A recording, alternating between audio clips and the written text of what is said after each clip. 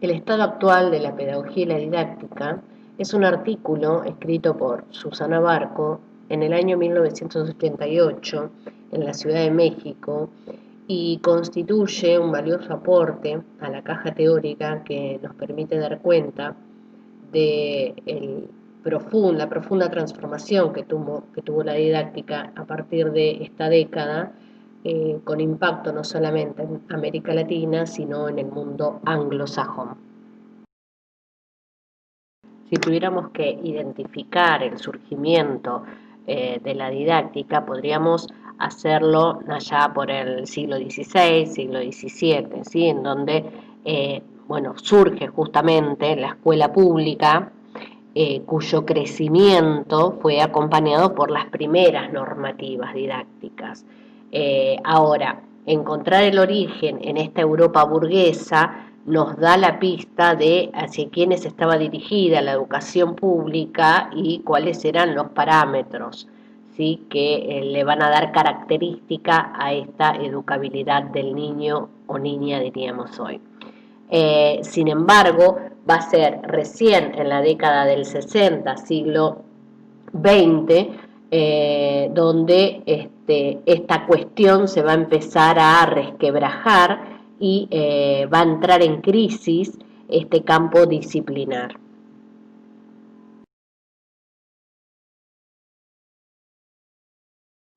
Sabemos que toda ciencia tiene un objeto de estudio y un método para su investigación. Si nos preguntamos cuál es el objeto de estudio de la didáctica, podríamos decir que es la enseñanza. Ahora, ¿cómo definimos a la enseñanza? ¿Qué es lo que tenemos que observar en relación a la enseñanza? Serían las preguntas ordenadoras, que nosotros las vamos a analizar un poco más adelante en nuestro recorrido. Ahora bien, la didáctica nosotros sabemos que es una disciplina altamente prescriptiva y normativa. Esta es una definición de manual, ¿sí? ¿Por qué es prescriptiva? Y porque nos indica, porque nos prescribe cuál receta, qué debemos hacer para garantizar la enseñanza, ¿no? Estamos hablando de la didáctica tradicional. Esta es la didáctica que se va a poner en discusión a partir de la década del 80. Bueno, retomando esta idea, me parece que es importante capturar con claridad que este nivel elevado de prescripción de la didáctica, según el decir de Susana Barco, la transformó en una disciplina bifronte. ¿Por qué bifronte? Porque tiene dos frentes, ¿sí? Es como las dos caras de la misma moneda. Por un lado, el deber ser del docente, ¿sí?, que la disciplina prescribe el modelo de docente, define el contenido a ser enseñado y prepara el método didáctico para justamente trabajar esos contenidos. Este es uno de los frentes.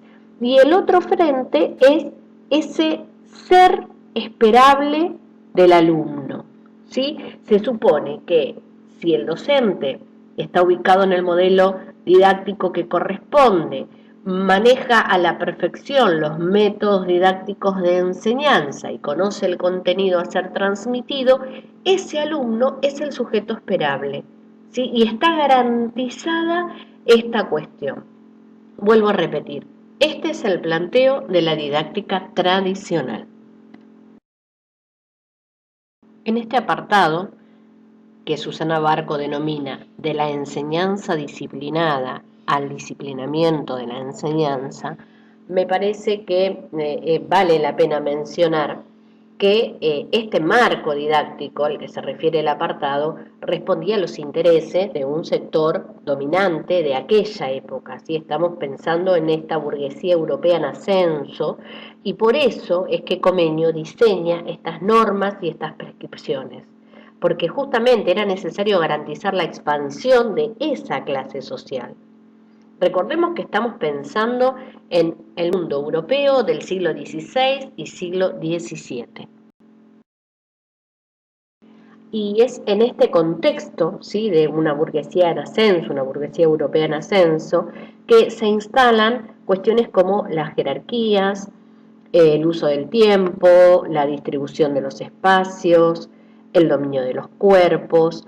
En este contexto es que se fueron configurando todos los dispositivos disciplinares en términos escolares. Paulatinamente, los castigos corporales fueron dando lugar a los dispositivos de vigilancia y de gubernamentalidad. Recordarán ustedes que este concepto nosotros lo trabajamos en Fundamentos de la Educación en el primer año de cursada.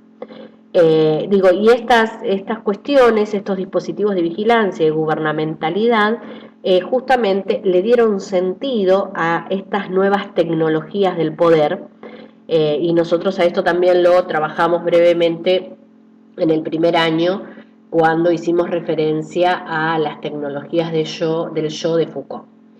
Después, más adelante, Susana Barco va a hacer referencia a esta idea de que la didáctica es una disciplina escolar y escolarizante. Escolar porque, bueno, justamente surge en el contexto de organización de las políticas educativas europeas. Y escolarizante porque configuró tres componentes básicos y necesarios en ese proceso de escolarización que veremos a continuación. Los tres componentes de escolarización a los que hacíamos mención son el maestro, el método y el alumno, ¿sí? Comenio, en su didáctica magna, criticaba justamente a la escuela por su falta de método, por los castigos corporales, por los modos de inculcar las buenas costumbres.